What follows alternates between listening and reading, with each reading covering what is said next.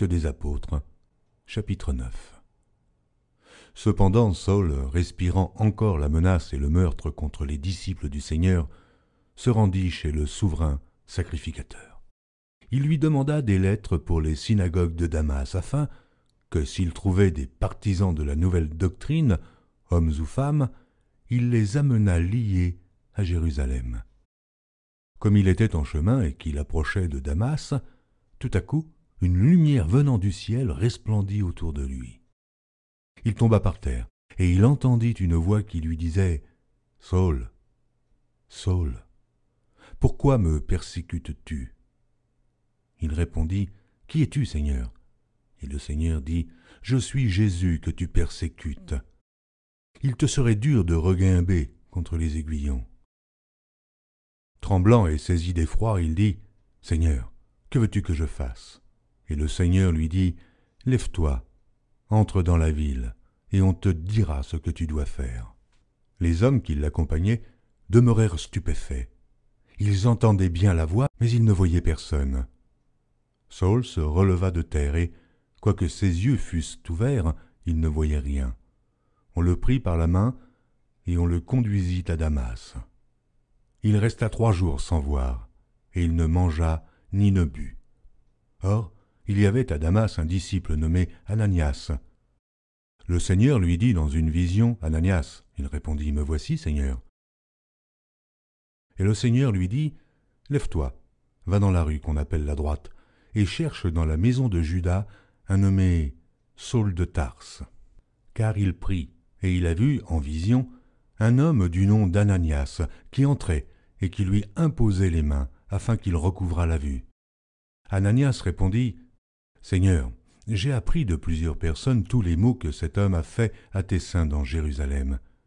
Et il a ici des pouvoirs de la part des principaux sacrificateurs pour lier tous ceux qui invoquent ton nom. » Mais le Seigneur lui dit, « Va, car cet homme est un instrument que j'ai choisi pour porter mon nom devant les nations, devant les rois et devant les fils d'Israël.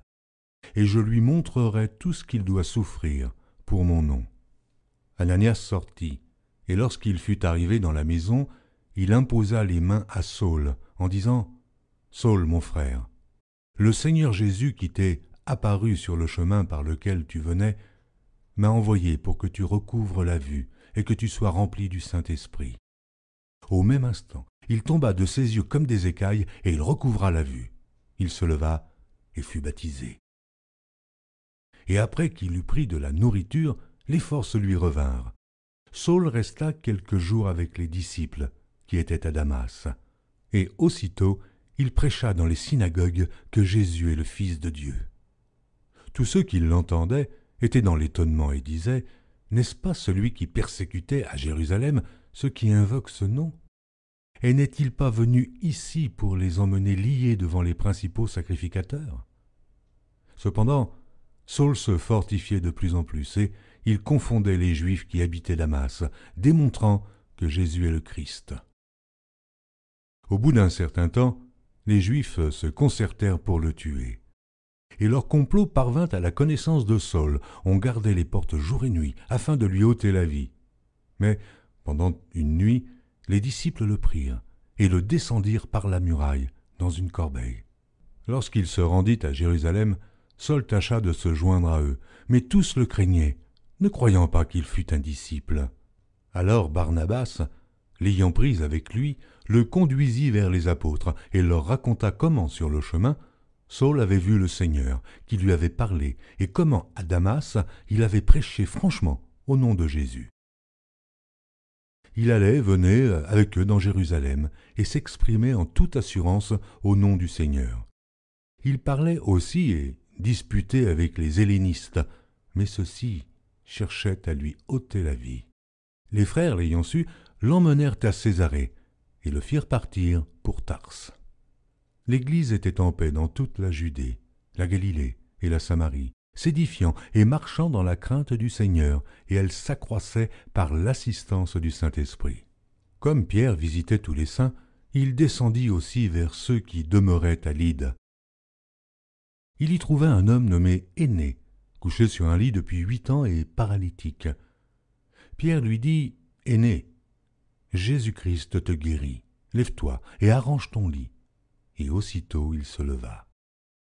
Tous les habitants de Lyde et du Saron le virent, et ils se convertirent au Seigneur. Il y avait à Joppé parmi les disciples une femme nommée Tabitha, ce qui signifie Dorsa. Elle faisait beaucoup de bonnes œuvres et d'aumônes. Elle tomba malade en ce temps-là et mourut. Après l'avoir lavée, on la déposa dans une chambre haute.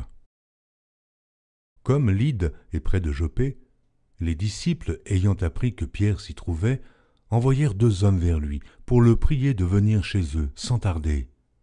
Pierre se leva et partit avec ces hommes. Lorsqu'il fut arrivé, on le conduisit dans la chambre haute. Toutes les veuves l'entourèrent en pleurant et lui montrèrent les tuniques et les vêtements que faisait Dorsa pendant qu'elle était avec elles. Pierre fit sortir tout le monde, se mit à genoux et pria. Puis, se tournant vers le corps, il dit « Tabitha, lève-toi. » Elle ouvrit les yeux, et ayant vu Pierre, elle s'assit. Il lui donna la main et la fit lever. Il appela ensuite les saints et les veuves et la leur présenta vivante. Cela fut connu de tout Joppé, et beaucoup crurent au Seigneur. Pierre demeura quelque temps à Joppé, chez un corroyeur nommé Simon.